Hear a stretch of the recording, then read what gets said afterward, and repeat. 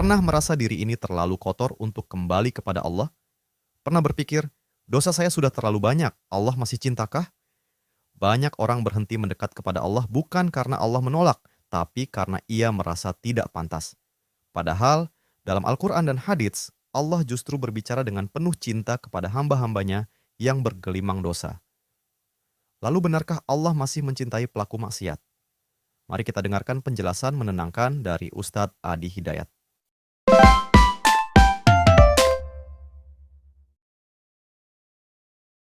Assalamualaikum warahmatullahi wabarakatuh. Alhamdulillahi rabbil alamin. Wassalatu wassalamu ala rasulillahil karim Nabiyyina wa sayyidina Muhammadin wa ala alihi wa sahbihi wa dhurriyyatihi wa ummatihi ila yawmiddin wa ba'd. Faya ibadallah, usi nafsi wa iyyakum bitaqwallahi faqad fazal muttaqun. Fala tamutunna illa wa antum muslimun. فقال تعالى يا أيها الذين آمنوا اتقوا الله حق تقاته ولا تموتن إلا وأنتم مسلمون.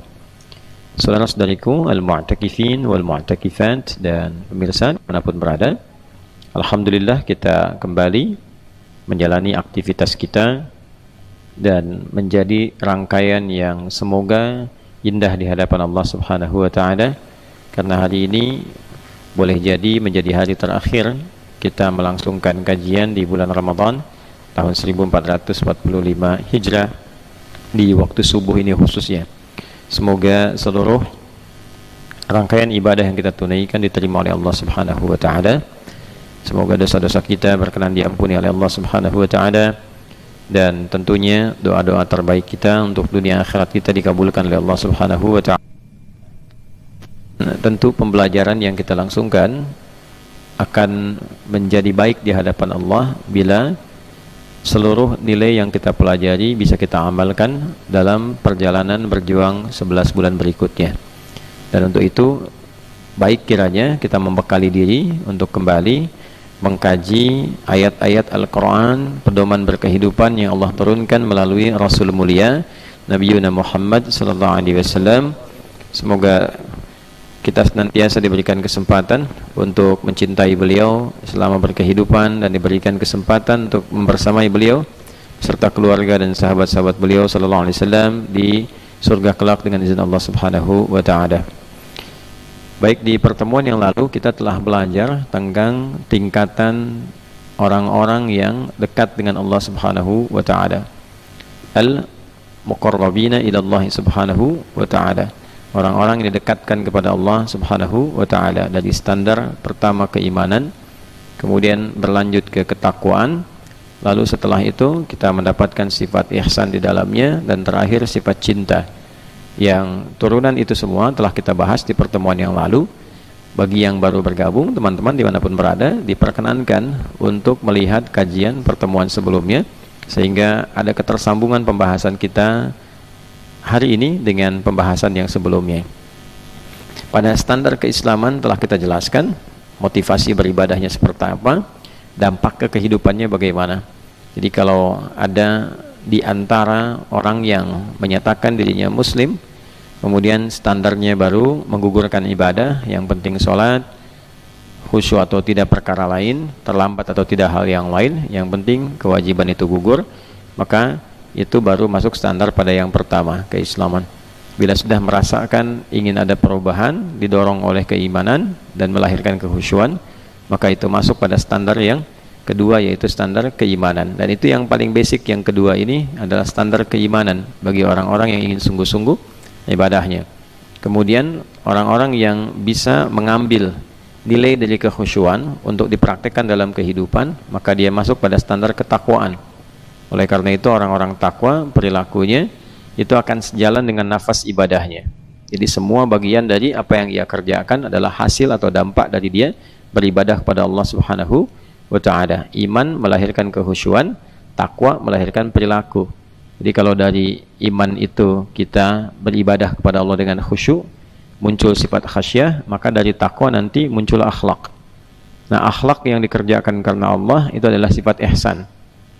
Sementara sifat ihsan yang disertai dengan wujud cinta karena Allah, makannya karena Allah, minumnya karena ingin dicintai Allah, bekerjanya ingin dicintai Allah. Tentu ini akan berbeda yang kita lihat di dalam praktek kehidupan. Orang kalau makan atau bahkan makan sebagai ibadah dengan makannya ingin dicintai Allah, itu akan lain. Ya, sekarang kita ngaji banyak Al-Quran, saya contohkan kemarin, ngaji merasa sampai ke sifat ihsan, ya, merasa diawasi Allah dengan merasa ingin dicintai Allah, itu pasti akan berbeda. Ya, untuk itulah kemudian kita mempelajari setidaknya 4 tingkatan dalam mendapatkan cinta Allah Subhanahu wa Ta'ala. Di pertemuan yang lalu kita sudah belajar tentang cinta standar, yang standar ini hasilnya pun itu bisa istimewa, ya, hasilnya pun bisa istimewa, yaitu dengan mengikuti seluruh tuntunan Rasulullah SAW yang membimbing kita berperilaku dalam kehidupan. Itu ditemukan di Al-Quran surah ke-3 Ali Imran di ayat ke-31.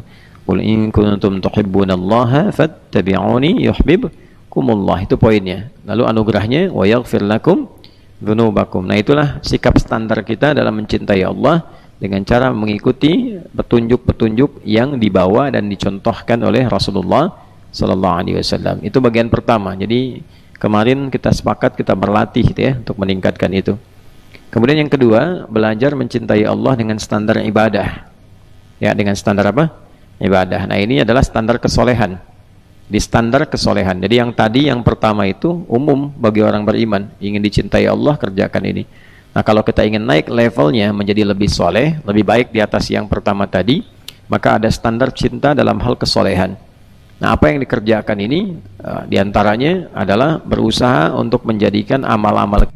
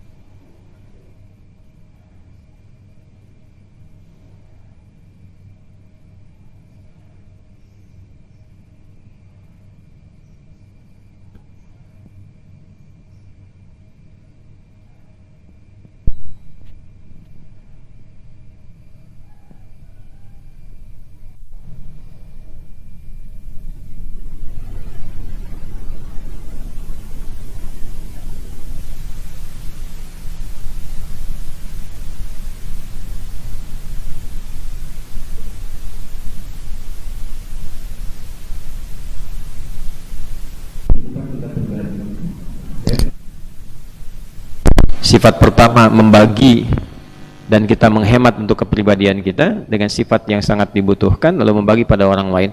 Dapat kurma 1 bagi 2, kan? Itu contoh paling gampangnya saat-saat kita berbuka misalnya, kan? Dan tidak mudah melakukan itu, punya cuma 1, ya, kurma masih bisa dibaginya besar, koaci tuh bagi 2.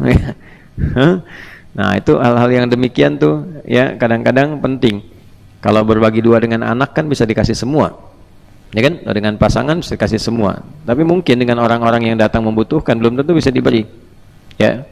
Nah, ada kisah yang sangat menarik, ini tersambung, ya, silsilah kisah-kisah ini. Dulu di era-era tahun 90-an tuh sangat viral kisah ini.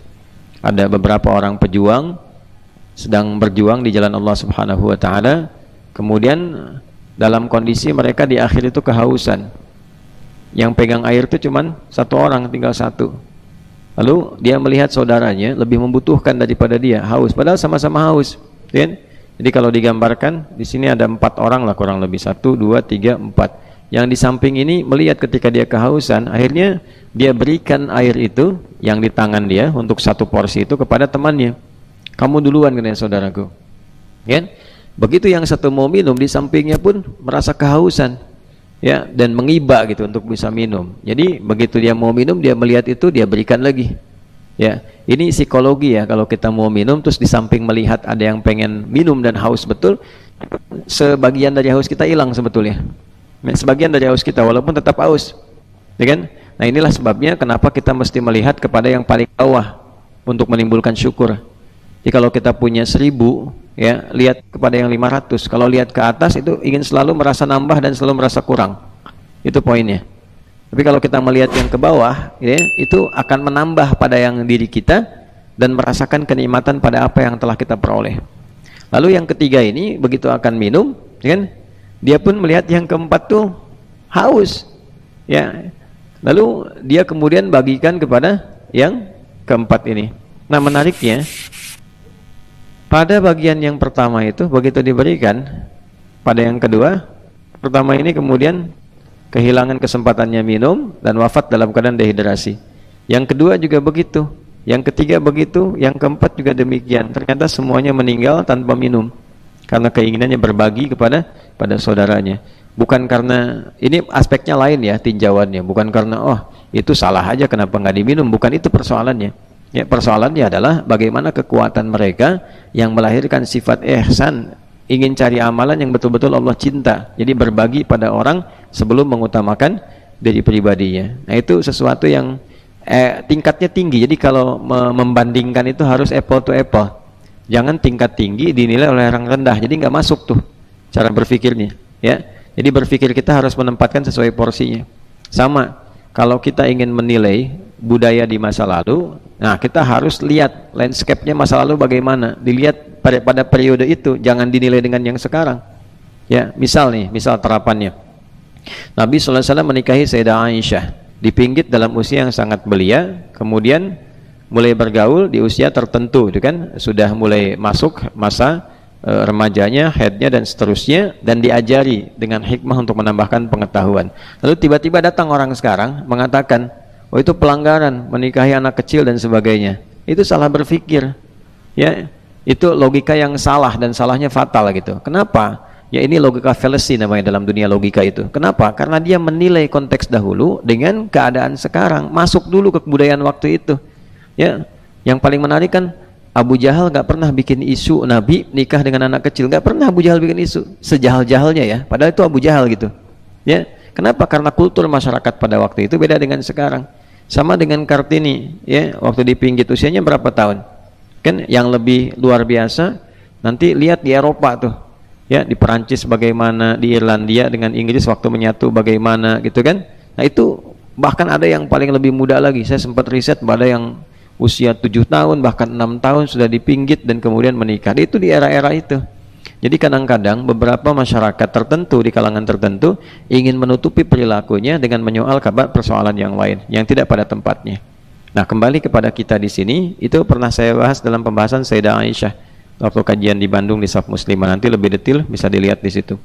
Nah, kembalinya ke sini, kalau kita ingin mengukur sifat muhibbin, ya, orang-orang yang mencintai Allah, jangan diukur dengan mukminin, jangan diukur dengan muslimin, itu nggak nyampe.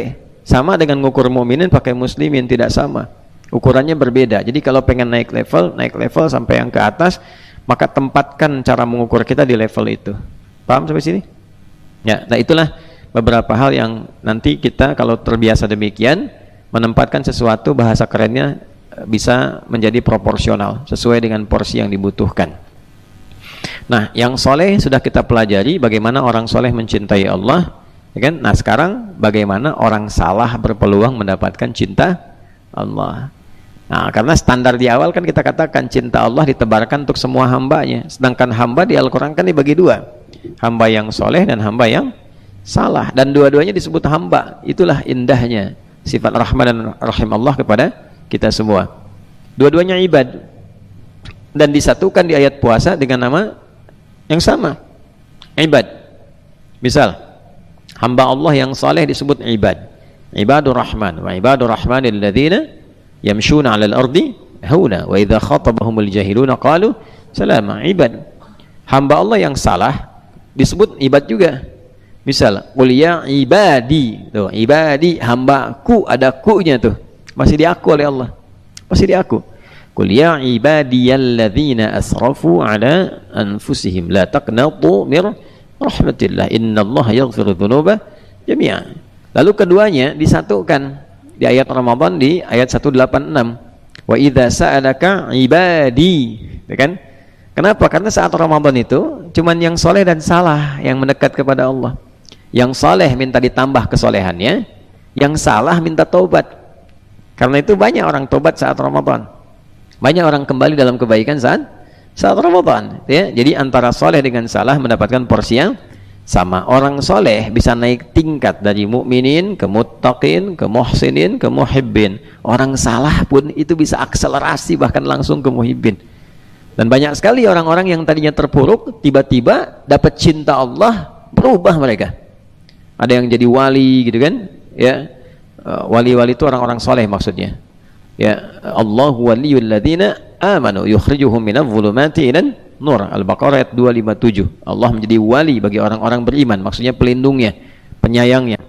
Auliya Allahi la khaufun alaihim wa lahum yahzanun. Wali-wali Allah itu orang-orang saleh yang pada level tertentu ada yang tingkatnya sampai tingkat mahabbah, ya, kecintaannya kepada Allah begitu tinggi. Nah, ini poinnya. Nah, saya mau tarik lagi. Ada orang-orang yang tadinya terbelakang tiba-tiba jadi hebat, jadi bagus gitu, ya. Dan kalau kita kisahkan banyak sekali, ya, di era sahabat ada, contoh misalnya Umar bin Khattab radhiyallahu taala anhu, itu kan memusuhi Nabi, bahkan menghunus pedang ingin membunuh Nabi. Takluknya cuma sama, ya, surat Toha, pembukanya Toha, 2 huruf takluk tuh, ya kan? Tiba-tiba berubah jadi orang yang sangat saleh dan sangat mencintai Allah. Sangat mencintai Allah, sehingga Allah berikan juga karamah kepadanya. Salah satu karamahnya nanti kalau kita baca manaqib ulama yang ada di kitab-kitab hadis, Al-Bukhari itu bab terakhirnya manaqib, keutamaan ulama. Di situ kalau pengen jadi ulama betulan, tiru itu. Ya. Kalau pengen jadi ulama betulan, tiru. Kan ada cara mereka ibadah. Saya waktu di akhir-akhir di Tripoli itu, saya kumpulkan amalan 4 imam madhab, beli khusus untuk tahu Imam Abu Hanifah itu siapa, bagaimana jaga wudunya dari Isya sampai dengan subuh tuh nggak batal. Kebayang nggak tuh? Ya, sampai orang yang mandikan tuh komennya, aduh kamu ini meninggalkan amalan ya Imam yang susah sekali ditiru gitu kan? Susah ditiru. Tuh. Imam Malik keutamaannya apa? Imam Syafi'i keutamaannya apa gitu kan? Khususnya Ramadan, Imam Syafi'i itu Ramadan itu bisa khatam Al-Quran 1 hari itu bisa 2 kali. Nah, sekali lagi jangan ngukur pada level kita yang nggak nyambung. Bagaimana itu? Bagaimana bacaannya? Nah, ya, aktivitas ente aja 24 jam baca Qurannya berapa? Ya kan? Ulama itu sudah nggak ngajar kalau di Ramadan, semuanya dengan Quran. Jadi kalau sholatnya baca Quran, di luar sholat pun baca Quran. Pantas dalam seharinya diberkahi oleh Allah. Waktu itu ya, waktu kalau sudah diberkahi itu nggak ada ukuran. Ya, ada orang yang bisa khatam misalnya menghafal misal Al-Baqarah. Taruhlah ada yang 2 tahun, 3 tahun, 1 bulan, 2 bulan. Kalau sudah berkah, ada yang sehari hafal. Ya, Syekh Al-Mi'sarawi itu yang sekarang terbaik ya dalam memahami bidang tajwid, qiraat dan sebagainya dari Mesir. Sama satu lagi ada Syekh Aiman Rusdi Suwaid ya. Nah, Syekh Mi'sarawi itu hafal Al-An'am dengan Al-A'raf itu cuma 10 hari, 5 hari. Ya kan? Nah, kembali ke Imam Syafi'i, diberkahi waktunya. Kalau pengen lihat waktu-waktu berkah itu nggak kerasa, amal soleh itu dipercepat, terkumpul banyak, waktunya nggak kerasa.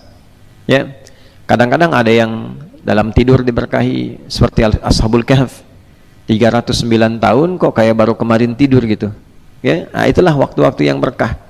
Nah, ada beberapa kalangan-kalangan tuh demikian adanya. Jadi menilainya itu levelnya naikin dulu sama kita, sehingga merasakan kenikmatannya baru komen.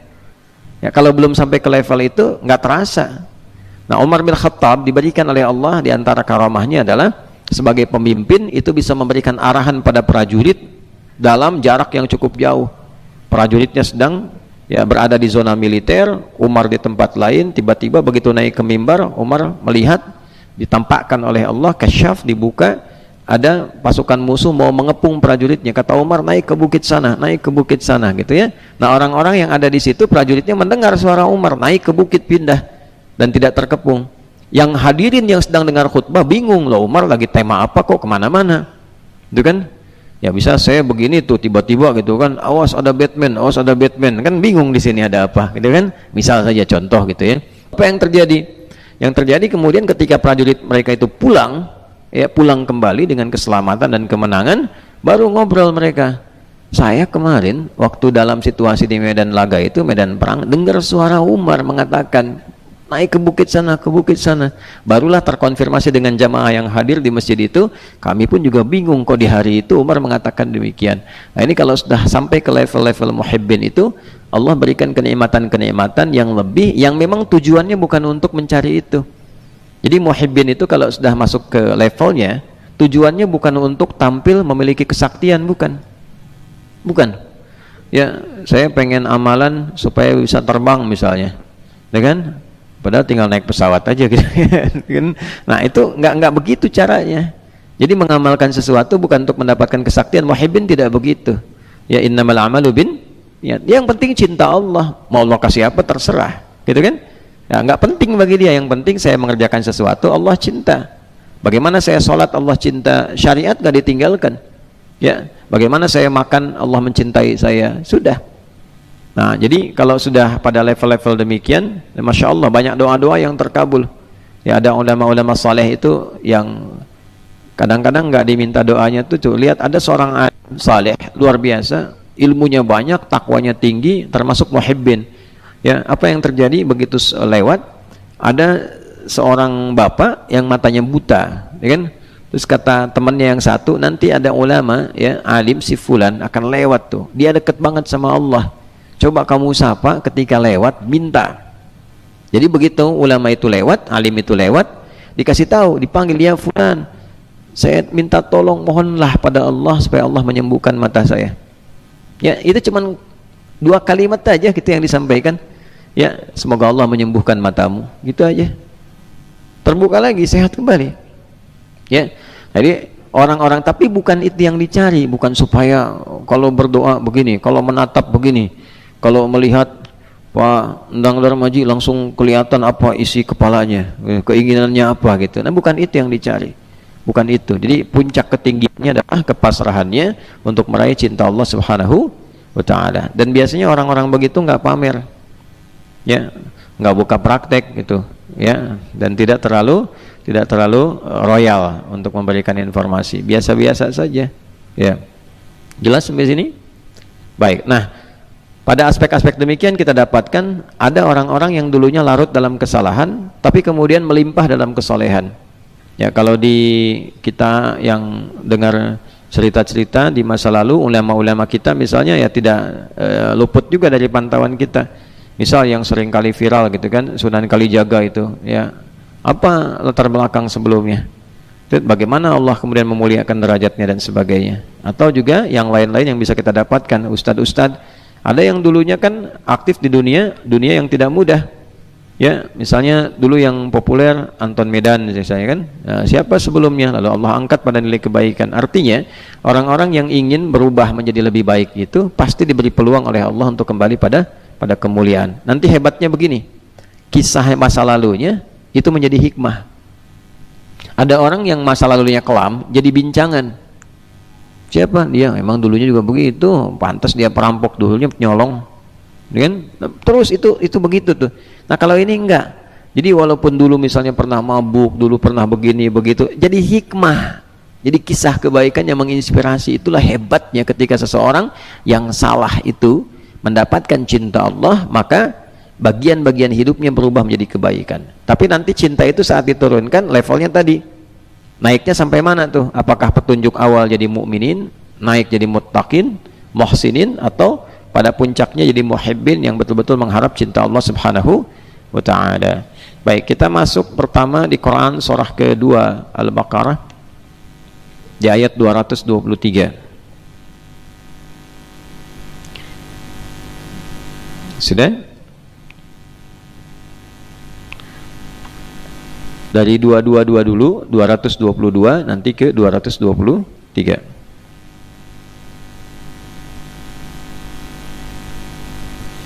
Nah, walaupun ini persoalan tentang masa-masa sucinya dan pergaulan antara istri dan suami, Tapi nanti di dalamnya ada poin-poin kebaikan yang mengisyaratkan pada sifat-sifat kesolehan untuk mendapatkan cinta Allah. Lalu nanti ayat 223-nya adalah kesadaran menjaga itu minimal dengan takwa untuk persiapan pulang menghadap Allah.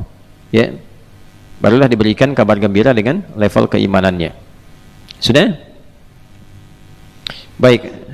Di ayat 222-nya dibuka dengan wa yas'alunaka 'anil mahiyid, gitu kan? Nah, lihat ke ujungnya, langsung ke ujungnya.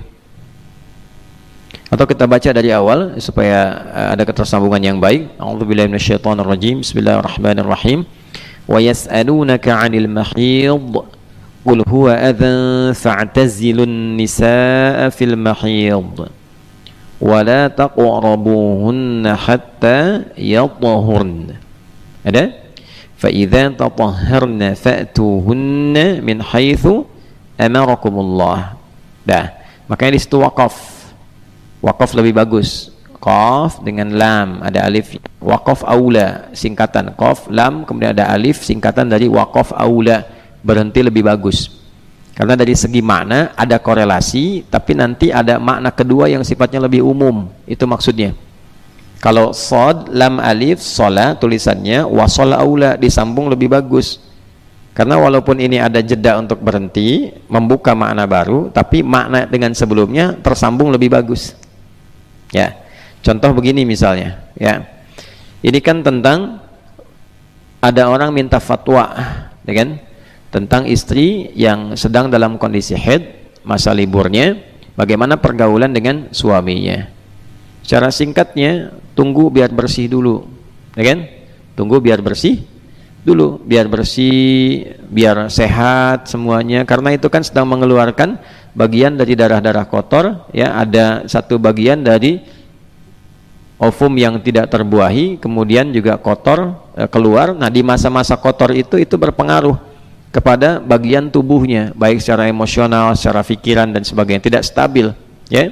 Kemudian dalam bagian tubuh juga itu masih dibersihkan. Jadi tidak baik ada hubungan antara suami dengan istri di fase-fase itu, karena nanti dampaknya banyak, baik itu di dalamnya kotor ataupun di luarnya banyak secara emosi yang tidak stabil, ya kan? Tapi zik mana zik ada nggak? Wah, itu zik. Nah, kalau nanti sudah nikah, sudah sidang, sudah jelas gitu kan, kuliahnya nikah misalnya, ya. Nah, nanti ada aja, ya, ketika ketemu pasangan hasrat, ingin dan sebagainya itu yang menjadikan, ya, walaupun tidak terjadi hubungan seksual, kan, tapi kadang-kadang pendekatan-pendekatan itu ada sehingga berpotensi melahirkan hal-hal yang kurang bagus. Disitulah kemudian muncul terakhirnya taubat. Innallaha yuhibbut tawwabin wa yuhibbul mutatahhirin. Kalau kamu ada kesan pengen melanggar itu, perbaiki, taubat gitu kan. Nah, dan juga Allah senang orang yang senang menyucikan diri. Jadi istri menyucikan diri, kita pun menyucikan jiwa. Sama-sama menjaga keadaan itu. Kalau ada kondisi terprovokasi oleh setan, hadirkan sikap taubat supaya mendapatkan nilai kebaikan di sisi Allah. Itu makna ketersambungannya. Tapi ujung ayat ini ketika ada waqaf aula, qa, kemudian lam dan alif, ada nggak di atasnya? Itu kan qaf, lam dan alif kan? Ya kan? Waqaf aula tuh di situ itu.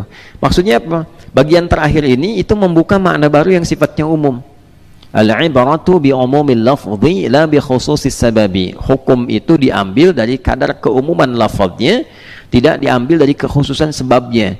Jadi bagian kedua, paragraf kedua di bagian ayat ini menunjukkan pada satu hukum yang baru, yang penting nilainya, yang tidak terkorelasi langsung dengan paragraf sebelumnya di ayat dimaksud. Paham nggak sampai sini? Nah, apa hukum barunya?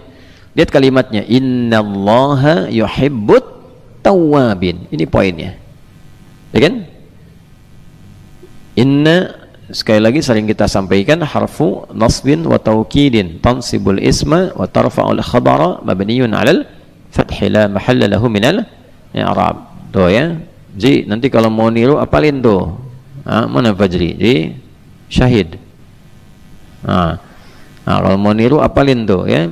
Inna harfu nasbin wa taukidin tansibul isma wa tarfa'ul khabara mabniyun 'alal fathi la mahalla lahu minal i'rab. Secara singkatnya adalah huruf yang berfungsi untuk menguatkan dan melahirkan hukum nasab. Dalam bacaan nasab itu kalimat berikutnya harakatnya fathah kalau dia mufrad. Ya, kalau jama' dia bergantung. Kalau mudzakkar salim maka ada ya sebelum nun. Ya kan?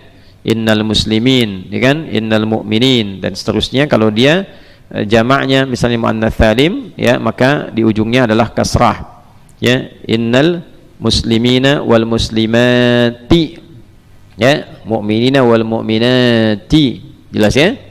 Baik, itu pakai inna. Tapi dalam hal makna fikih lughah artinya menanamkan sesuatu dengan kuat. Tancapkan, nasaba. Sering saya katakan nasaba rajulu asahu fil ardi. Seseorang menancapkan tongkat itu dengan kuat sehingga tidak goyah. Jadi kalau ada inna membuka satu kalimat dalam Al-Quran, maka tancapkan informasi di ayat itu pada jiwa kita dengan kuat. Jangan sampai goyah. Ya, jangan sampai goyah. Itu pesan Allah. Karena saking pentingnya, tancapkan jangan goyah. Kan? Innallaha, tancapkan pada hatimu jangan sampai goyah, kuatkan pada jiwamu, sungguh Allah itu yuhibbut tawwabina. Ya, amat konsisten mencintai. Penting ya, amat konsisten mencintai. Karena itu fi'il mudhari'. Ya, li ifadatil hadir wal istimrar wal mustaqbal.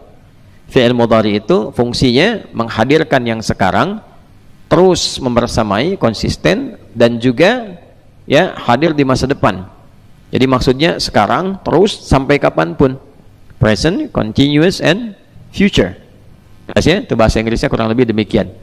Jadi yuhibbu, sekarang akan mencintai kalau engkau melakukan ini. Kalau engkau terus menjaga itu, Allah pun konsisten mencintaimu sampai kapanpun, sampai nanti engkau pulang kepada Allah, engkau pulang dengan status yang sangat dicintai. Nah, siapa yang meraih ini? At-tawwabin, orang-orang yang senang taubat. Ya, orang-orang yang senang apa? Taubat. Nah, taubat itu kan identiknya biasanya awalnya dengan salah kan? Ya kan? Mengapa kita sering bertobat? Karena memang sering salah. Mata sering salah lihat, dihitung. Lisan sering salah bicara, telinga sering salah dengar, diakumulasi. Begitu malamnya mau tidur sadar kita kan, makanya kita istighfar. Nah, istighfar itu dengan kesadaran. Kalau istighfar biasa dengan lapang rutinitas saja, itu bagus sebagai karakter membentuk istighfar. Tapi kalau di istighfar itu diisi dengan sifat cinta untuk mencintai Allah, nah ini peluangnya dapat ini. Gitu. Ya, dapat cinta Allah. Nah, salah satunya apa? Dengan kesadaran telah berbuat salah. Coba kalau mau tidur tuh istighfar. Pernah nggak istighfarnya gini, misalnya istighfarin mata nih, terus diingat-ingat tadi salah siapa, mata salah lihat apa, ya kan? Telinga salah dengar apa, otomatis pasti kita merasa. Pasti itu. Dalam keseharian ini tuh pasti merasa. Jadi ketika akan tidur kemudian istighfar, kita merasakan begitu disebutkan astagfirullah. Coba latihannya begini ya. Misal astagfirullahaladzim, astagfirullahaladzim, astagfirullahaladzim. Terus diurut tuh mata, telinga, lisan sampai ke kaki. Itu hasilnya beda dengan sekedar kita astagfirullah, astagfirullah, astagfirullah. Beda hasilnya. Lain. Ya, nah ini poin. Kalau taubat itu dilakukan untuk mendapatkan cintanya Allah dan berlangsung konsisten, taba, kan? Taba. Kalau terus berlangsung, tawwab. Kalau banyakan, tawwabun. Kalau jadi objek dari Allah untuk dicintai, tawwabin. Jelas? Taba yatubu. Ya, kita tasrifnya yang benar, ya tasrifnya. Jadi ngajinya enggak patah-patah. Ngaji patah-patah itu dengar, lompat, ya kan? Makanya waktu menasrif itu tasrifnya kemana-mana. Taba yatubu yutuban, ya kan? Fasbaka yufasbiku pes, bukan. Instagrama yastanrimu instagraman, ya. Ya kan? Allahu Akbar. Jelas? Baik. Taba yatubu, ya, taba itu bertobat, kembali kepada yang baik. Taubat tuh kembali jadi baik, kembali ke yang baik. Asalnya gini, ini jalan misalnya lurus nih, terus belok, jalannya salah, balik lagi ke jalan yang benar itu, lurus lagi. Nah, ini taubat namanya. Jelas? Nah, jadi mengembalikan kita kepada trek yang benar itu taubat namanya. bahasa singkatnya. Paham ya? Insyaallah ya. Nah, orang yang selalu mengoreksi bagian dirinya supaya berada pada fungsi yang benar, itu naik jadi tawab. Tawab, terus koreksi diri tiap hari. Sempurna sih nggak akan mungkin. Fala tuzakku anfusakum, jangan menilai diri paling suci. Nggak ada yang sempurna, pasti ada yang salah sepanjang manusia. Nah, bedanya kalau Nabi dengan Rasul punya sifat maksum, dijaga oleh Allah dari kesalahan itu. Ya, jadi langsung ada penjagaan Allah. Kalau kita diberikan potensi oleh Allah untuk menjaga diri, dikasih petunjuk ya. Nanti makanya Nabi mengatakan istafti kolbak. Dalam kolbun ada apa? Ada takwa. Nah, takwa itu mesti hidupnya pakai iman. Latihannya dengan amal soleh supaya takwanya muncul. Karena itu kalau sudah sering amal soleh, sinyal takwa kuat. Jadi begitu ada provokasi setan berbuat maksiat, takwanya langsung muncul. Jangan lakukan, itu setan. Kan? Coba kalau nggak percaya itu silahkan naikkan level ibadahnya, rajin gitu ya. Nanti begitu ada yang mungkar, provokasi dari setan itu, nah takwa berfungsi sebagai nahyu, mencegah itu, jangan kerjakan, jangan lakukan. Nah, kalau takwa tidak dilatih dengan amal soleh, sinyal imannya meredup. Itu yang menjadikan orang-orang yang jarang ibadah itu mudah dan rentan terkena maksiat ya. Ada yang level kedua, kan yang diaktifkan dalam takwa iman. Ada orang ibadah tapi tidak mengaktifkan iman ya, artifisial aja, cuman luarnya aja kelihatan gerak-gerak, imannya nggak aktif. Sama dengan begini, halo, apa kabarnya di sana? Masya Allah, sehat-sehat ya, padahal sinyalnya nggak ada. Nyambung nggak? Handphonenya nyala, sinyal nggak ada. Bisa terkoneksi nggak? Enggak, cuman gaya aja seperti orang nelpon, pencet-pencet ya. Tuh, padahal nggak nyambung apa-apa, cuma lihat foto-foto doang tuh ya. Yang lainnya nggak kelihatan. Nah, itulah seperti itu. Jadi iman itu mau naik turun tergantung kita mendapatkan dan berusaha menghadirkan sinyalnya. Antum kan kalau nelpon nggak ada sinyal, ambil jalan, ntar nih sinyalnya nggak ada. Kenapa ketika terkoneksi dengan Allah tidak mengaktifkan sinyal ya? Tapi jangan juga menggunakan cara-cara yang tidak tepat. Bukan waktunya telepon ya, paham ya? Nah, jadi itu kondisinya kayak gitu. Jadi kalau kita naikin sinyalnya dengan baik, sinyal takwa keluar, nanti mode pencegahan ada, mode untuk support juga ada. Yang hebatnya begini, support itu belum waktunya sudah diingatkan. Misal nanti sholat zuhur siang, padahal belum zuhur, baru habis subuh sudah ingat zuhur. Kalau modenya kuat ya, nanti Idul Fitri besok, jangan dulu sekarang, kan? Diingatkan tuh. Jadi begitu ada yang misalnya tidak sesuai standar, hatinya langsung berkata, oh ini ada yang kurang tepat gitu. Nanti kurang tepat itu mengimbangi yang tepatnya seperti apa, dan responnya pun bagaimana gitu. Nah, itulah sinyal-sinyal itu yang kita naikkan. Yang paling menarik adalah orang-orang yang ingin bertaubat, Allah diberi peluang, oleh Allah diberi peluang akselerasi percepatan mendapatkan cinta Allah. Bayang nggak tuh? Tadi di awal saya buka dengan kisah-kisah yang sangat luar biasa. Ya, tokoh-tokoh terdahulu banyak ya, Ibnul Mubarak kan, kemudian juga ada Ibnu Dinar dan sebagainya gitu, Malik bin Dinar. Itu luar, lihat latar belakang sebelumnya mereka siapa. Di zaman-zaman Nabi paling banyak, karena kan hidupnya jahiliyah. Ya, kalau ingin lihat wali-wali terbaik tuh di era Nabi, sahabat-sahabat itu. Jundub bin Junada, kok bisa dari kepala preman pembegal tiba-tiba menjadi penyampai hadis, orang paling soleh di kampungnya pada eranya ya, sehingga beliau memviralkan tentang kotanya, kampungnya yang tadinya pembegal berubah jadi pada baik atas fadilah apa? Fadilah taubat ya, fadilah taubat. Diajarkan oleh Nabi, dibawa pulang, diajarin ilmu taubat. Setelah itu dekatkan diri kepada Allah, tiba-tiba viral, kampungnya berubah jadi baik. Sampai orang tahu nih, kalau dulu kalau lewat Ghifar mesti siapin setoran, kalau enggak habis barang kita. Kalau sekarang, Masya Allah, orang Ghifar, orangnya taat-taat, baik-baik, maka dikenal dengan Al-Ghifari. Nama aslinya Jundub bin Junadah. Ya, Al-Imam An-Nawawi sampai memasukkan itu, ya, hadis-hadis beliau itu, bahkan dalam, ya, di bagian pembuka yang Al-Arba'in itu masuk, hadis ke-18 itu kan Jundub bin Junadah. Dan itu hadisnya hadis takwa. Dan seringkali Jundub ini duet dengan Muadz bin Jabal dalam periwayatan hadis. Jadi kalau antum belajar sanad-sanad hadis, itu seringkali menemukan duet maut antara ya Jundub bin Junadah dengan Muadz bin Jabal. Ya, duet maut itu kan artinya kuat, hebat gitu kan, dan seterusnya. Itu sanad-sanadnya itu muttasil dengan baik, isinya pun luar biasa. Dan rata-rata isi-isinya itu pengingat kepada nilai kebaikan. Ya, haddatsana qala, perhatikan kalimatnya ya. An Jundub bin Junadah wa Muadz bin Jabal radhiyallahu taala anhuma an Nabi sallallahu alaihi wasallam qala ittaqillaha haitsu ma kunta wa atbi'is sayyi'atal hasanata tamhuha. Tuh, bertakwalah engkau kepada Allah dimanapun kau berada, ikutin yang buruk-buruk dengan yang baik, maka engkau berubah menjadi lebih baik. Hadis taubat kan, hadis taubat. Terus bangun tidur tuh yang alhamdulillahilladzi ahyana ba'da ma amatana, itu riwayatnya Jundub dengan Muadz juga berdua ya. Jundub bin Junadah kemudian Muadz bin Jabal meriwayatkan hadis dari Nabi tentang bangun tidur. Alhamdulillahilladzi ahyana ba'da ma amatana wa ilaihin nusyur. Jadi kalau Allah ingin berkenan merubah, itu levelnya bisa langsung tinggi.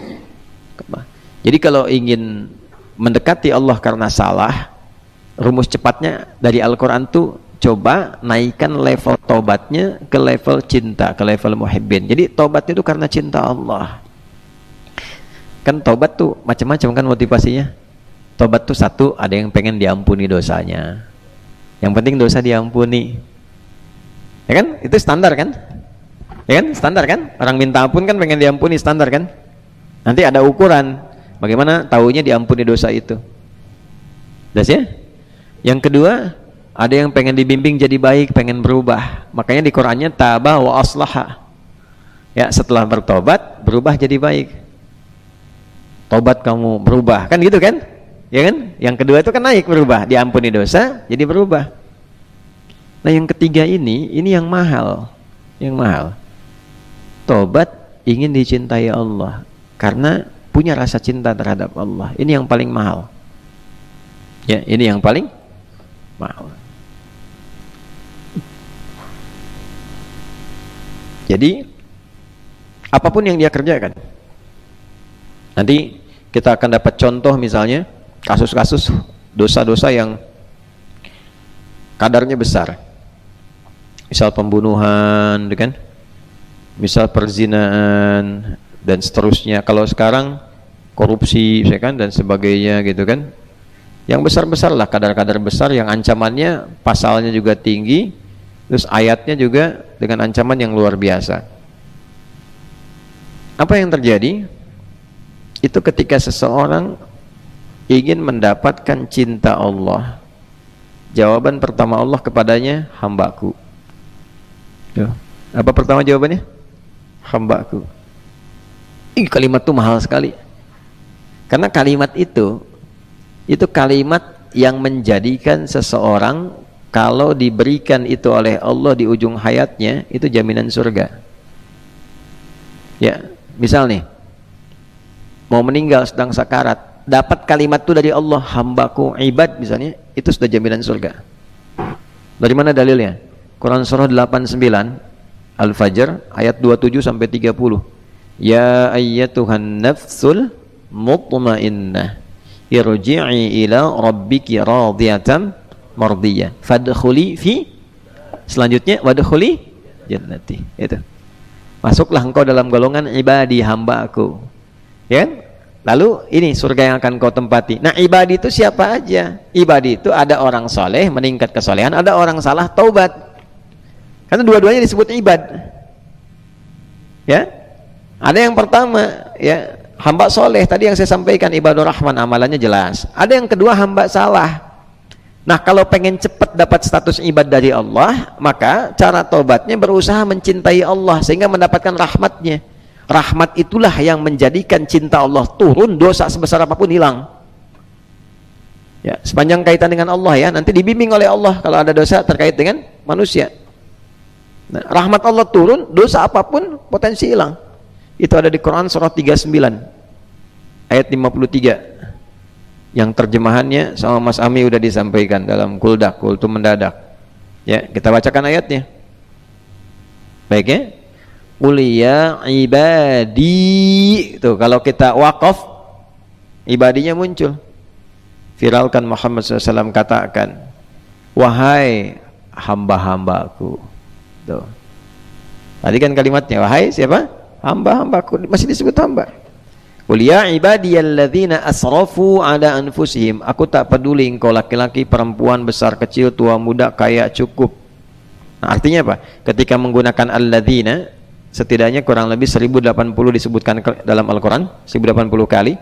Itu mencakup semua tanpa kecuali. Artinya, jangankan yang biasa-biasa, yang kaya pun bisa maksiat. Dan maksiatnya bisa lebih banyak.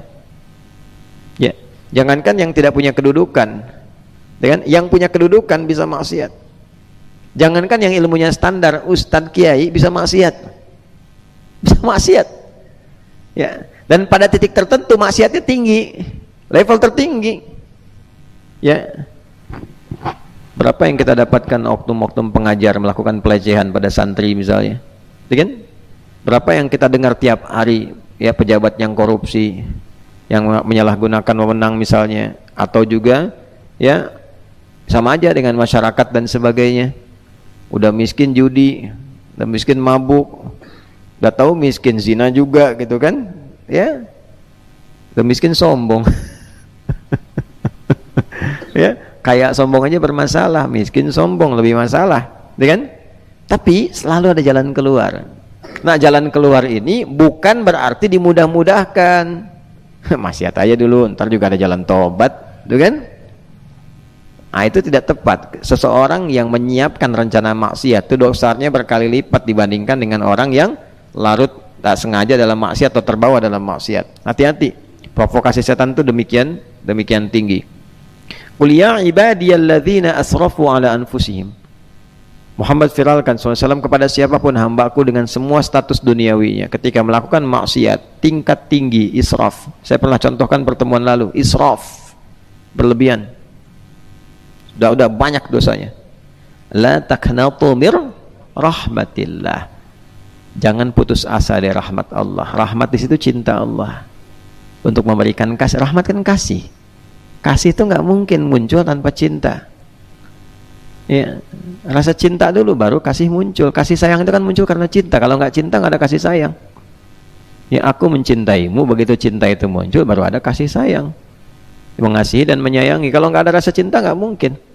Ya, ada habbah dulu baru muncul mahabbah. Hub, ya, hub, mahabbah itu kan ekspresi cinta dengan kasih dan sayang.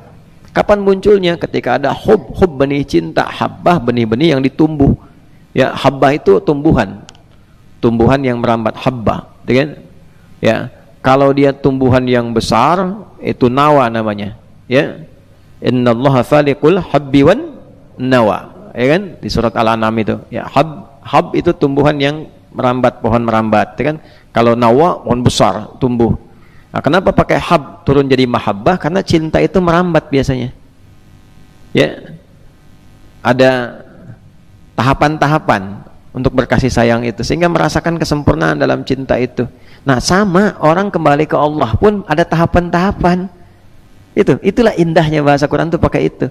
Nah, ketika tahapan itu pada tingkat tertingginya yang turun rahmat Allah Subhanahu wa taala. Ya, kalau sudah turun rahmat, apa yang terjadi? Innallaha yaghfirudz dzunuba jami'a. Tanamkan, pakai rumus yang tadi di ilmu nahunya. Coba tanamkan ke hatimu, jangan goyah, yang paling dalam. Allah akan mengampuni. Yaghfir pakai fi'il mudhari. Kamu jangan pikirin lagi yang dulu-dulu. Jangankan yang dulu, sekarang kamu tobat, kamu sekarang diampuni, kamu akan dijaga kalau betul-betul mencintaiku, kata Allah. Dijaga dari dosa-dosa besar. Yang dulu diampuni semua dosanya. Gitu. Nanti dibimbing. Kalau dosanya kaitan sama Allah, langsung gugur. Tinggal nanti amal soleh meningkat untuk nutupin, dikasih hidayah oleh Allah. Kasih hidayah. Ya, kasih hidayah. Apa diantara contohnya? Dulu jarang sholat, bahkan gak pernah sholat, tobatnya dengan rasa cinta pada Allah, diterima tuh tobatnya. Nanti didorong untuk meningkat amal solehnya, naik ibadah sunnahnya, pengen ganti yang dulu-dulu gitu. Ada rasa itu. Nanti kalau kaitan sama manusia, dibimbing supaya selesai dengan manusianya, dilapangkan hatinya untuk minta maaf, gitu. Karena beda urusan sama Allah dengan urusan sama manusia itu. Kalau dengan manusia dua tahap nanti. Sama Allahnya selesai, sama manusia belum, masih gantung. Makanya urusan manusia itu rumit, sama Allah tuh lebih gampang. Ya, rumit itu kenapa? Karena dua tahap. Kalau sama Allah, sama pencipta. Sama manusia, dua tahap. Sama yang diciptakan Allah, kaitan dengan Allahnya juga. Gitu kan? Allah bikin hukum. Apa hukumnya? Kalau dengan urusanku, aku ampuni. Kalau dengan dia, kamu taklukkan dulu nafsumu, selesaikan dengan dia. Baru turun ridho dariku. Tuh. Nanti kalau belum selesai masih gantung. Ya, makanya ini sering nih saya perbaiki ya persepsinya. Pemahamannya diperbaiki dulu. Jangan dikira kalau sudah selesai puasa itu tiba-tiba kosong-kosong. Ya. Bisa-bisa 10-0 itu. Hah? Kosong-kosong itu kapan terjadi? Dengan dua hal tadi. Ya, hubungan dengan Allah baik, hablum minallah, hubungan dengan manusia baik, hablum minan nas. Jadi kalau misalnya hubungan dengan Allah baik, dari antara 2 dengan 0 itu 1 selesai. Nah, dengan manusianya kalau belum selesai masih 0-1. Jelas? Itu harus diperbaiki. Perbaiki. Dan itu ketika menyampaikan pun jelas apa masalahnya. Ya, nggak bisa antum bikin umum. Maafkan ya kalau memang ada salah. Gitu aja. Ya memang ada. Salahnya apa? Nah, nanti manusianya berapa? Nah, ini makanya jangan main-main kalau bikin dosa kaitan dengan manusia. Hakun adami itu repot. Ya. Manusianya berapa yang terlibat? Pak Duloh misalnya nih. Dulu ada persoalan sama Ipul. Ya kan? Contoh aja, jangan marah ya. Contoh nih, contoh. Nah, Duloh sama Ipul, Pak Duloh sama Ipul ada persoalan nih. Satu misalnya Ipul masalah sama Pak Duloh. Ipul cerita ke temennya, Supernosa misalnya cerita, Amar cerita, Syafiq cerita tuh, yang ngejelek-jelekin Pak Duloh, ya. Tiba-tiba begini misalnya, Ramadan selesai, pas sholat di masjid yang sama, Ipul dengan Pak Duloh, sholat minta maaf, aduh maaf Pak Ane kemarin hilaf katanya, ya kalau hilaf untunglah ingat sekarang saya juga mungkin ada salahnya, salaman tuh berdua. 0-0 dua-duanya, tapi antara Ipul dengan Supernosa, dengan Amar, dengan Syafiq belum selesai. Sebelum itu diralat. Tuh, makanya jangan sembarangan pasang status. Apalagi pada aspek yang keliru, belum jelas, sudah ngambil kesimpulan, sudah menyebarkan, sudah bikin gosip, itu ngeralatnya susah. Ya, dan biasanya itu yang paling susah. Kalau Pak Duloh begitu tadi mendapatkan fitnah demikian, itu transferan pahala banyak dari sini itu, ya piramid itu sampai ke atas tuh, ya multi level maksiat gitu kan. Nah, ini yang tuh maksiat, ini dapat transfer pahalanya, yang ini dosa ikut-ikutan, ya kan. Nah itu yang tidak mudah, dan ini yang paling membahagiakan setan. Tertawa aja setan, makin banyak tuh, ya ada reseller nih setan paling senang kalau yang begitu tuh ya, karena cuma sedikit aja kemana-mana akibatnya tuh ya. Untuk itulah kemudian dikuatkan kembali sifat taubat itu. Kalau benar, yang pertama selesaikan dengan serius, hubungan dengan Allah selesaikan. Kalau ada hubungan dengan manusia, taklukkan diri kita, karena kalau sudah mampu menaklukkan diri kita, itu lebih mudah mengaturnya. Udah habis itu lapang. Ya terserah, yang penting kita nyampaikan aja. Kan orang juga kalau kita datang dengan baik-baik, dengan cara yang baik, dengan mengharap rahmat dan ridha Allah, Allah berikan juga petunjuk kepada orang itu untuk tidak bersikap sembarangan. Ya, memang awal-awal datang mungkin kalau dosanya begitu besar nggak ngenakin. Begitu datang, ngelihat Aldi mau datang, punya dosa masalah besar, baru ngelihat wajahnya, non siap, siap. Saya bukan siapa, saya Aldi. Ini misal kan. Udah nggak apa-apa, pelan-pelan. Nah nanti berdoa dulu supaya Allah melembutkan hati orang itu untuk memaafkan, berikan kebaikan. Doa dulu. Nah dengan doa itu kemudian bisa ada kelembutan, ada ketenangan. Rabbi syrahli sadri wa yassirli amri wahlul 'uqdatan min lisani yafqahu qawli. Allahumma ftahli futuhal arifin. Buka ya Allah hatiku supaya kitanya arif, ya. Walaupun Mus'ab hatinya arif, gitu ya. Nah jadi nanti begitu sudah arif, bijak, kita bisa datang lembut, Ya, lembut. Hati udah lembut, ya Latif, ya Latif, ya Latif, kan? Lembutin hati kita tuh, minta sama Allah. Nah, kitanya udah nyaman, bisa datang, tergerak, habis itu tuh lancar.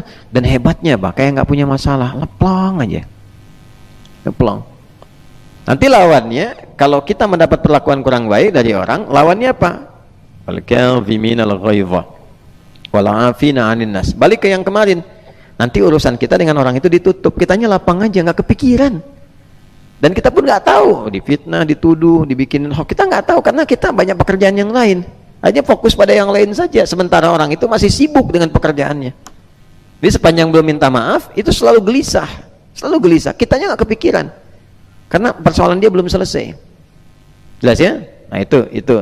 Kemudian utang, jangan disimpulkan kalau berdosa utang lunas.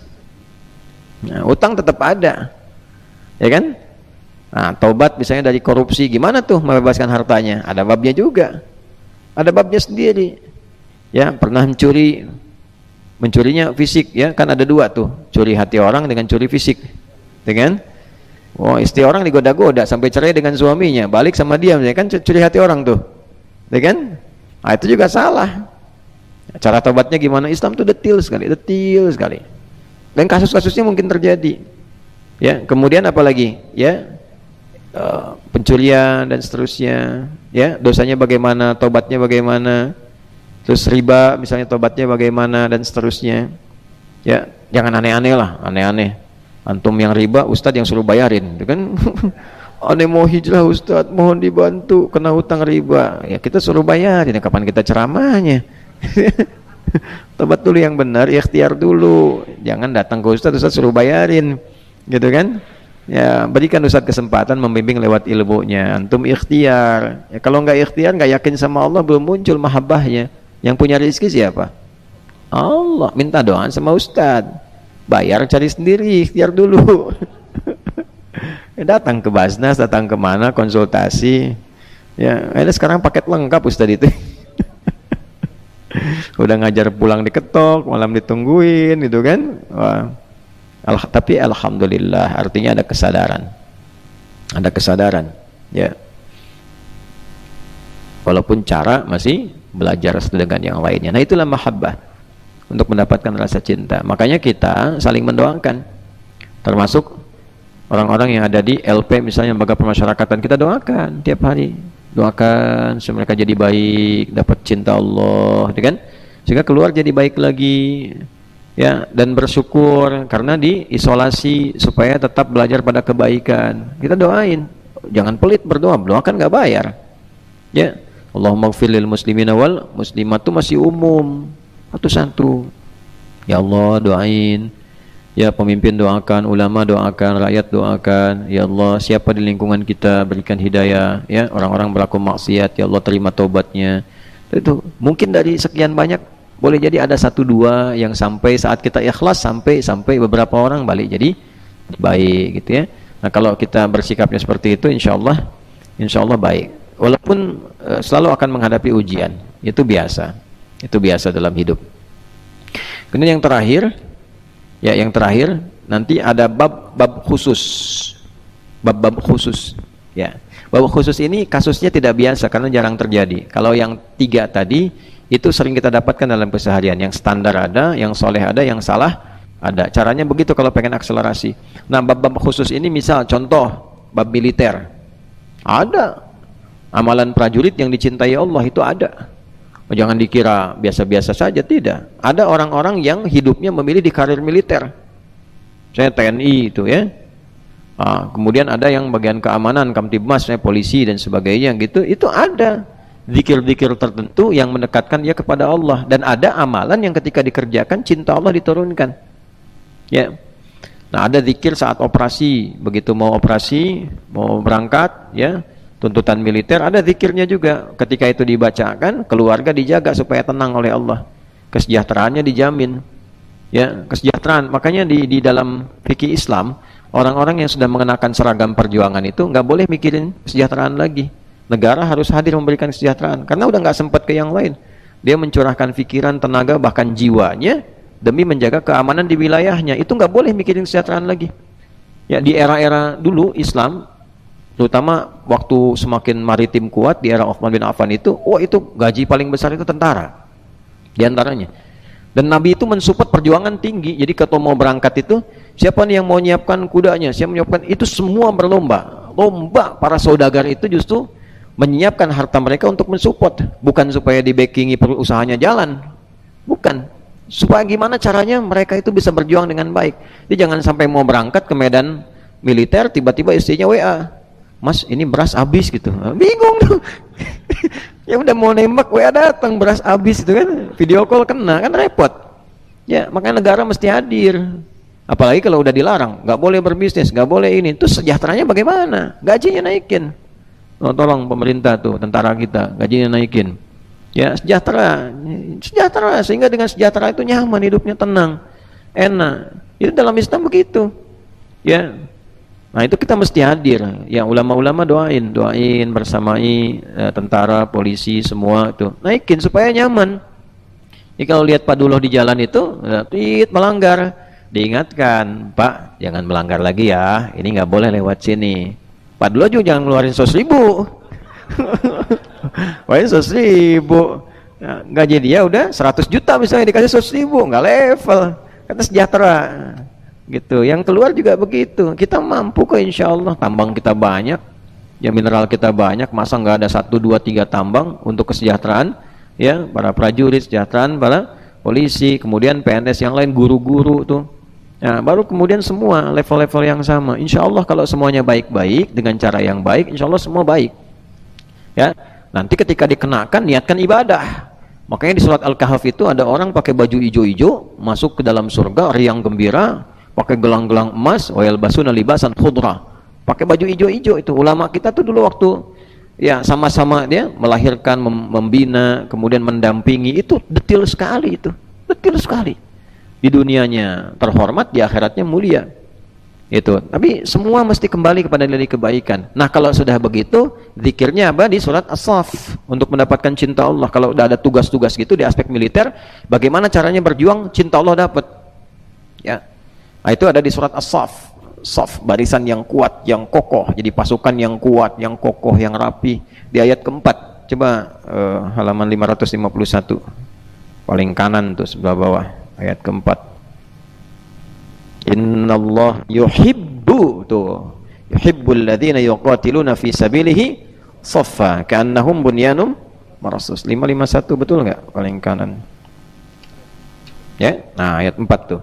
Innallaha yuhibbul ladzina yuqatiluna fi sabilihi saffa ka'annahum bunyanum marsus. Allah sangat mencintai, pakai fi'il mudhari. Alladzina yuqatiluna, orang-orang yang berjuang. Juang qital di sini dalam medan perang, dalam militer. Perjuangan menjaga supaya aman, tenang, masyarakat tentram. Makanya ibadahnya bisa enak. Itu ada di surat Quraisy. Li'ilafi Quraisy ila fihim rihlatasy syita yuwasif falyabudu rabb hadzal bait alladzi at'amahum min ju'. Stabilitas ekonomi negara itu bisa tenang rakyatnya kalau nggak lapar. Yang penting nggak lapar. Kalau lapar pasti kriminal, maksiat, pengen nyuri, pengen ngerampok, asalnya karena lapar. Makanya gimana caranya ekonomi stabil? Itu teori pertama dasar bernegara. Ada beberapa pilar di Al-Quran: pilar spiritual, pilar ekonomi, nanti pilar fisikal. Ya, yang satu itu pilar spiritual dulu. Spiritual itu penting, paling kuat, berketuhanan, dasar kita, ketuhanan yang Maha Esa. Mesti ada ketuhanan. Ketuhanan itu kalau punya Tuhan, punya nilai-nilai berketuhanan, nanti nilai spiritual kuat. Walaupun lapar, tetap emosi stabil. Fisik tetap kuat. Itu kita lapar sekarang puasa. Main bola kuat aja. Ya. Dulu militer, waktu aksi militer perang Badar kan Ramadan. Kita waktu proklamasi Ramadan, 9 Ramadan. Jangan lupa. Ya, jangan lupa itu. Nah, kemudian yang terjadi apa? Orang-orang yang saat lapar itu emosi juga stabil. Ketika dia apa? Spiritualnya meningkat. Begitu spiritual meningkat kan ada kesabaran. Sabar. Mau makan, sabar. Habis maghrib. Mau minum, sabar. Habis maghrib. Istri, suami dan nikah, sabar. Habis maghrib, siksa sana tarawih, habis maghrib. Pak Duloh nih ada aja nih. Duloh, habis maghrib. Aduh, sabar, latihan, sabar, sabar. Zik tuh. Sabar, kuliah dulu, lulus dulu, sabar. Anak orang mau diwisuda, diri sendiri wisuda aja belum. Sabar, sabar, tonton tuh sama calonnya tuh. Ya. Oh, Jackie Chan, lulus dulu. Ya, kita pemirsa di sini lengkap semua ya. Keponakan Jackie Chan ada sini ya. Supernosa ada. Apalagi tuh ya, wali kota juga ada sini tuh. Alhamdulillah ya. Lengkap lah, pokoknya kita itikaf tuh waktunya ibadah khusyuk, bahagia tapi tidak menurunkan marwah, kan? Tidak bohong, tidak dusta. Yang penting kita saling menghormati, membahagiakan, dan kita betul fokus dalam ibadah. Balik seperti tadi, innallaha, pakai inna lagi, itu semua pakai inna semua tuh. Nah, kalau prajurit baca ayat ini, wah itu bangganya luar biasa. Pakai seragam, siap, tancapkan pada hatimu yang paling dalam. Jangan goyah. Nah, apa itu? Innallaha yuhibbul ladzina yuqatiluna fi sabilihi shaffa. Ketika engkau akan berangkat membawa misi, tanamkan pada jiwamu yang paling kuat, aku mencintaimu, kata Allah. Kapan cinta itu diberikan? Ketika semua operasi yang akan dilakukan itu dilakukan dengan shaffa, rapi, kompak, terukur, saling menolong, saling membantu, dan diniatkan untuk mencintai Allah. Itu bedanya gitu. Menaati Allah, yang muslim tuh begitu. Nanti bonusnya itu operasi tuntas, selesai, bonus itu ya. Kalau tahap tertinggi, yang paling tinggi, para sahabat tuh kalau udah waktu-waktunya berjuang, itu saya ilustrasikan begini ya. Ada baru pulang nih, begitu baru pulang nyampe rumah, udah lama, berbulan-bulan, istri udah nyambut ya, semua udah mandi, udah mau makan, lagi ngobrol begini, baru datang, tiba-tiba ada panggilan, nada munadin lil jihad, panggilan ada operasi militer berikutnya, jihad, itu langsung pamit sama istrinya, mah panggilan Allah tiba, papa pamit dulu ya.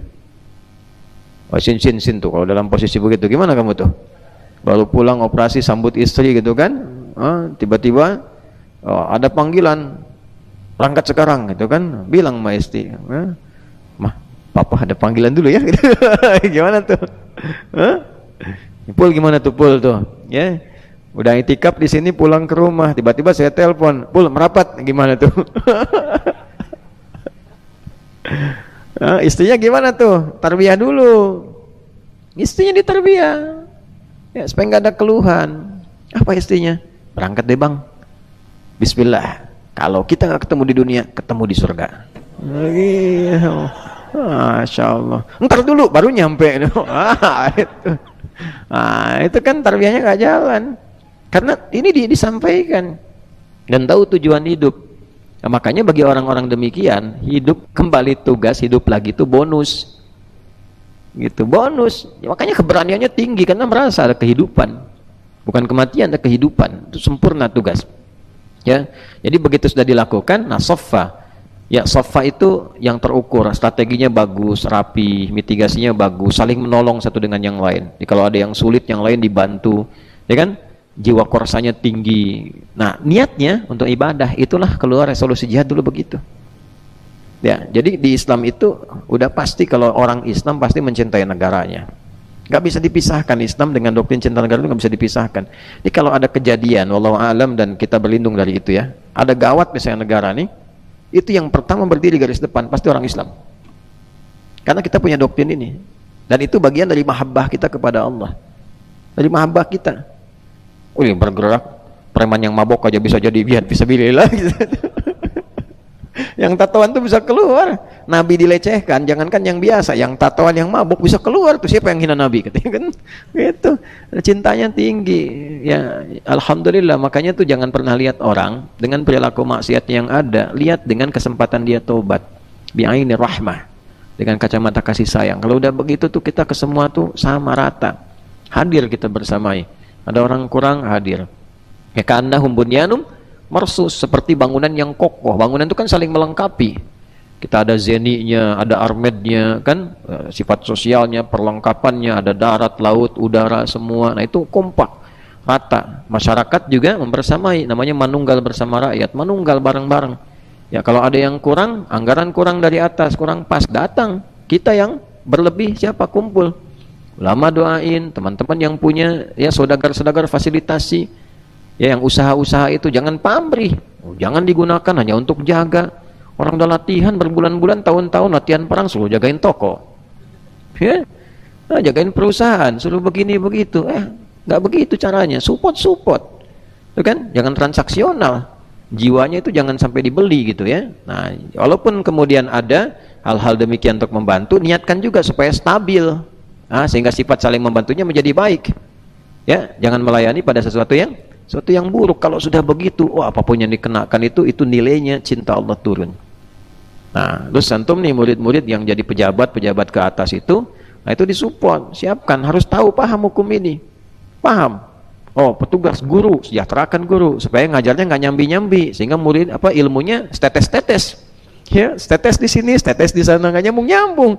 Ya baru ngajar di sini anaknya teriak, SPP belum dibayar, Pak. Akhirnya pamit sebentar waktu istirahat, ngajar les dulu. Balik lagi. Ya, di sini ngelas, di situ ngeles, gitu kan? Jadi nggak nyambung. Lasan belum selesai udah ngeles ke sana. Ya, akhirnya ditanya, "Dari mana, Pak?" Jawabannya ngeles. Ya kan? Jadi nggak nyambung, ilmunya nggak utuh. Sama. Ya, ASN itu kan ada 3. Ya, satu siapa? Ada guru kan, pengajar dan seterusnya. Kemudian TNI, Polri. Yang ketiga kan di birokrasi, sama-sama semua itu. Nah, sifat-sifatnya beda-beda. Rakyat ini kalau sudah itu baik, kita juga jadi sejahtera, terdorong. Insya Allah ya. Makanya awalnya itu kenapa ketuhanan dulu? Karena dengan berketuhanan itu turunan yang berikutnya muncul semua. Ya, manusia itu bisa adil dan beradab kalau merasa ada Tuhan. Kalau nggak ada Tuhan, nggak merasa ada Tuhan, itu mohon maaf, adab nggak akan muncul. Ya, ojek jalan sama calonnya tuh, nggak bertuhan misalnya tuh, nggak bertuhan, bukan cuma naik beca sebeca berdua, tukang beca selasan nggak ada, bukan cuma itu.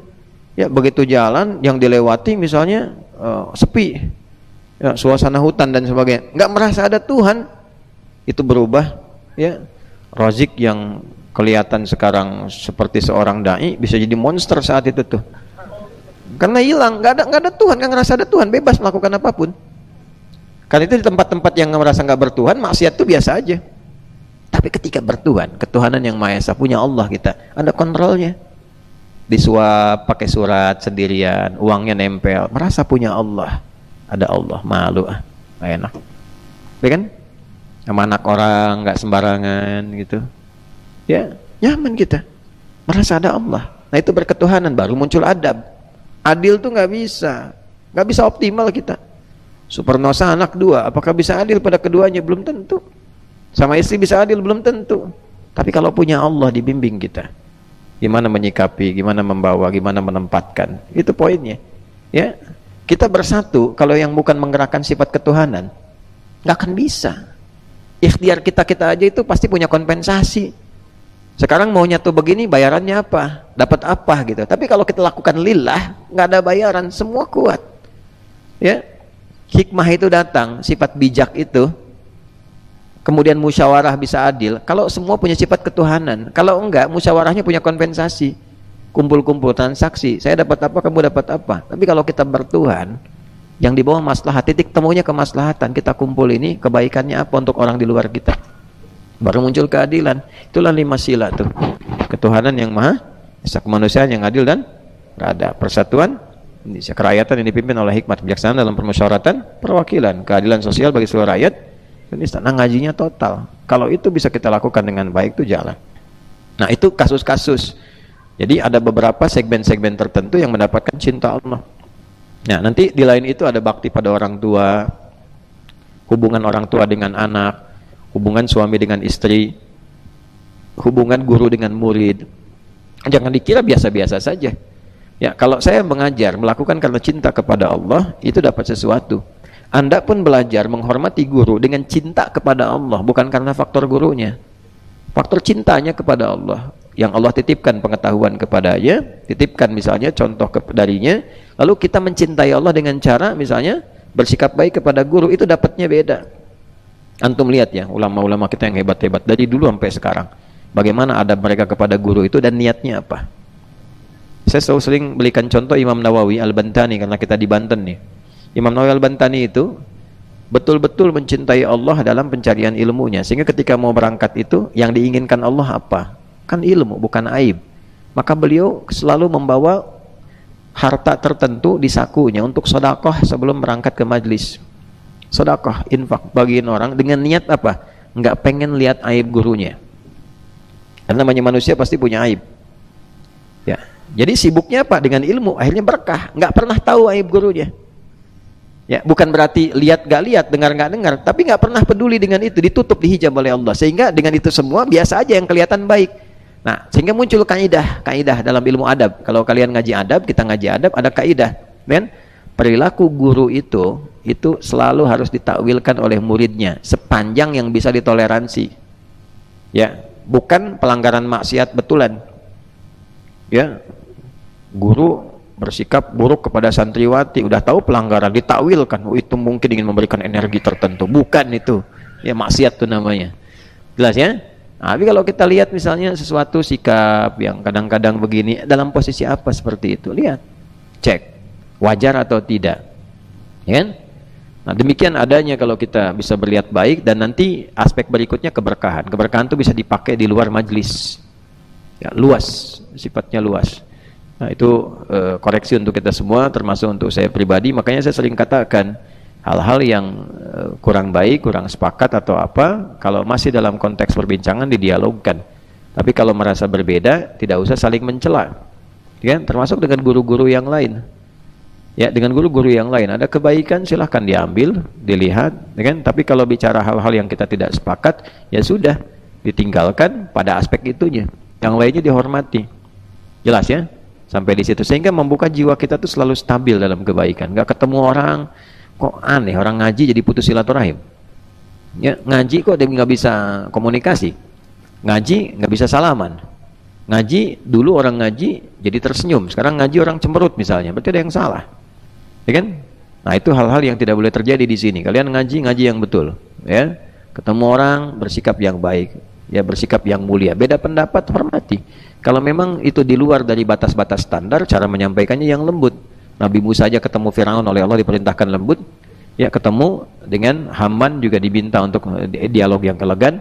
Masa kita berhadapan dengan orang-orang yang tidak seperti itu, kemudian sikap-sikap kita tidak demikian. Nah, itulah level-level muhibbin. Ya, belajarnya karena cinta pada Allah atau karena pengen pintar.